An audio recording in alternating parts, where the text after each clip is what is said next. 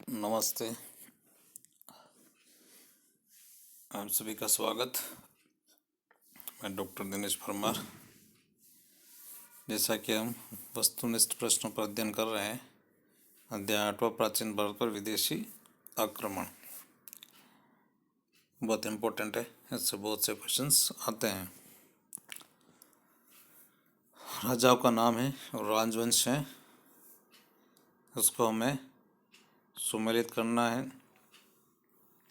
तो राजा कुणाल कौन था? ये मौर्य। कुणाल मौर्य शासक था। आंद्रक शुंग थे। यूक्रेटाइस पार्थियन थे। स्पेलिरिस ये हिंद ग्रीक माने गए हैं। कुणाल क्या था? मौर्य था। आंद्रक शुंग था। यूक्रेटाइस हिंद युग था और स्पेलिस पार्थियन थे। कौन थे? पार्थियन थे। कलिंग नरेश खारवेल का संबंध था माँ मेघवान वंश से, चेदी वंश से, सातवाहन वंश से, रटभोजक वंश से। तीनों में से कोई नहीं है, सभी गलत है। ईसा की तीसरी शताब्दी से जबकि हूण आक्रमण से रोमन साम्राज्य समाप्त हो गया, भारतीय व्यापारी अधिकाधिक निर्भर हो गए दक्षिण पूर्व एशियाई व्यापार पर। ईसा की तीसरी शताब्दी से जबकि हूण आक्रमण से रोमन साम्राज्य समाप्त हो गया, भारतीय व्यापारी अधिकाधिक निर्भर हो गए दक्षिण पूर्व एशियाई व्यापार से। ईसा पूर्व दूसरी शताब्दी के प्रारंभ में उत्तरी अफगान में स्थापित भारत यूनानी राज्य था बैक्ट्रिया। ईसा पूर्व दूसरी शताब्दी में के भारत में उत्तरी अफगानिस्तान में स्थापित भारत यूनानी राज्य कौन था? बैक्ट्रिया। प्राचीन काल के भारत पर आक्रमणों के संबंध में निम्नलिखित में कौन सा एक सही कालक्रमानुसार है? सबसे पहले यूनानी आए, फिर शक और कुषाण हुए थे। सिकंदर की भारत में सफलता के निम्न कारण थे। भारत में तो कोई राजसत्ता नहीं थी तो थी, उसकी सेना श्रेष्ठ प्रकार की थी। हाँ, उसे देशद्रोही भारतीयों का सहयोग मिला, ये भी सही है। वह एक अच्छा प्रशासक था नीचे, तो इसमें 1, 2, 3 ही सही है। उस समय कोई केंद्र सत्ता नहीं थी। निम्नलिखित में से मगध का कौन सा राजा सिकंदर महान के समकालीन था? तो घनानंद।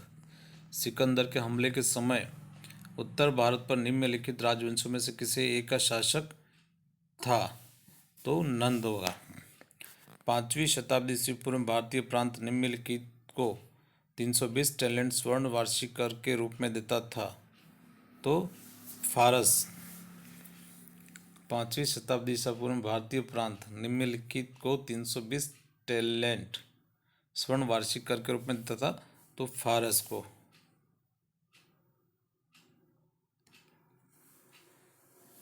निम्नलिखित पार्थियन शासकों में से किसका शासनकाल प्रसिद्ध शिलालेख तख्त ए बाही में निश्चित रूप से निर्धारित किया गया है? गोंडोफर्निस। कौन से पार्थियन शासक में से किसका शासनकाल प्रसिद्ध शिलालेख तख्त ए बाही में निश्चित रूप से निर्धारित किया गया? तो गोंडोफर्निस। निम्नलिखित कथन पर विचार कीजिए। कथन 1, लगभग 2 वर्ष के अभियान के पश्चात सिकंदर महान 325 ईस्वी भारत में ईसा पूर्व भारत छोड़ दिया। वह चंद्रगुप्त मौर्य से पराजित हुआ था। तो दूसरा ऐसे ही है। निम्नलिखित में से कौन सिकंदर के साथ भारत नहीं आया? नियार्कस, डाइक्रेटिस और अरिस्टाबिलस, ये तीनों आए थे। डाइमेकस बिंदुसार के समय फारस का राजदूत बन के आया था। अक्षक राज्य की स्त्रियों में किसके विरुद्ध युद्ध में भाग लिया? यूनानियों में। अक्षक राज्य की स्त्रियों ने किसके विरुद्ध भाग लिया? यूनानियों के विरुद्ध। युद्ध भूमि में बड़ी संख्या में सैनिकों के मारे जाने अथवा आहत हो जाने के गण अथवा राज्य की स्त्रियों ने सिकंदर के विरुद्ध शस्त्र धारण किया तो मग्ज। किसने किया? मज्ग।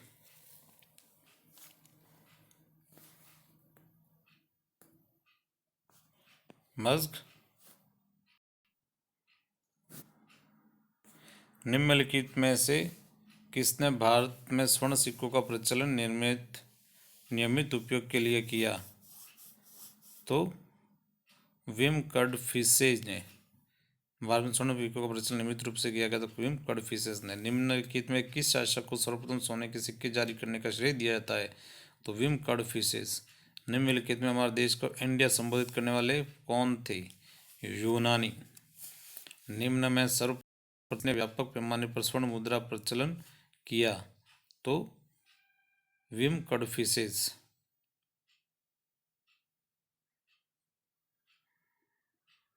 आकृति युक्त सिक्कों का प्रचलन भारत में सर्वप्रथम किसने किया? हिंद यवनों ने। आकृति युक्त सिक्कों का प्रचलन भारत में सर्वप्रथम किसने किया? तो हिंद यवनों ने। निम्नलिखित वक्तव्य पर विचार कीजिए तथा नीचे दिए कुछ से सही उत्तर का चयन करें। हिंद यवन राजा भारतीय संस्कृति के प्रभाव में आ रहे थे। कारण अगाथोक्लिज के कुछ सिक्कों पर वासुदेव और बलराम की आकृतियाँ अंकित हैं। ए और आर दोनों सही हैं तथा ए सही की व्याख्या करता है। हिंद यवन राजा भारतीय संस्कृति के प्रभाव में आ रहे थे। कारण अगाथोक्लिज के कुछ सिक्कों पर वासुदेव और बलराम की आकृति अंकित है। निम्नलिखित में से किस शासक को भारत में सर्वप्रथम स्वर्ण मुद्रा जारी करने का श्रेय जाता है? तो विम कडफिसेस। मिनांडर।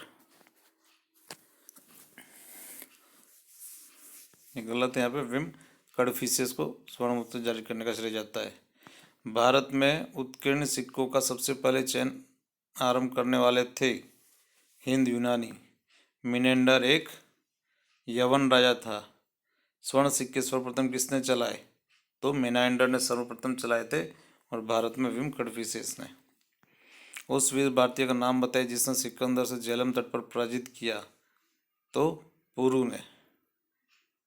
जिसे सिकंदर ने झेलम के तट पर पराजित किया तो पुरु में, पोरस में। निम्नलिखित में से किस राज्य का शासक डायोमेडाटस प्रथम था? बैक्ट्रिया का। निम्नलिखित में से किस राज्य का शासक डायोडोटस प्रथम था? तो बैक्ट्रिया का।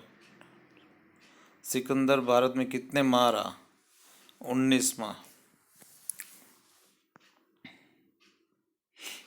सिकंदर और पोरस के बीच युद्ध इस नदी के तट पर हुआ। झेलम की नदी पर सिकंदर और पोरस के बीच युद्ध हुआ। पहला ईरानी शासक जिसने भारत के कुछ भाग को अपने अधीन किया तो वह डेरियस प्रथम ने। पहला ईरानी शासक जिसने भारत के कुछ भागों को अपने अधीन किया था वो कौन था? डेरियस प्रथम। भारत के किसी प्रदेश पर अधिकार करने वाला पहला फारसी शासक था डेरियस प्रथम। किस हिंद यवन शासक के राजदूत द्वारा विदिशा में गरुड़ स्तंभ और अभिलेख समर्पित किया गया है? किस हिंद यवन शासक के द्वारा हिंद शासक राजदूत द्वारा विदिशा में गरुड़ स्तंभ और अभिलेख समर्पित किया? तो एंडिओलिकस। किस कुषाण राजा ने धम्मपद्भिद विरुद्ध धारण किया? कुजुल कदफिसेस। किस कुषाण ने द्रुमथिद विरुद्ध धारण किया? कुजुल कदफिसेस। किस चीनी जनरल ने कनिष्क को हराया था? पेन चाओ। पेन चाओ ने कनिष्क को हराया था। त्रिभाषिक लेख युक्त मुद्राओं को प्रचलित था तो नहपाण में। ठीक है, ये हो गया आज तक अंतिम। नेक्स्ट देखेंगे संगम युग, चेर चोल पांड्य। धन्यवाद।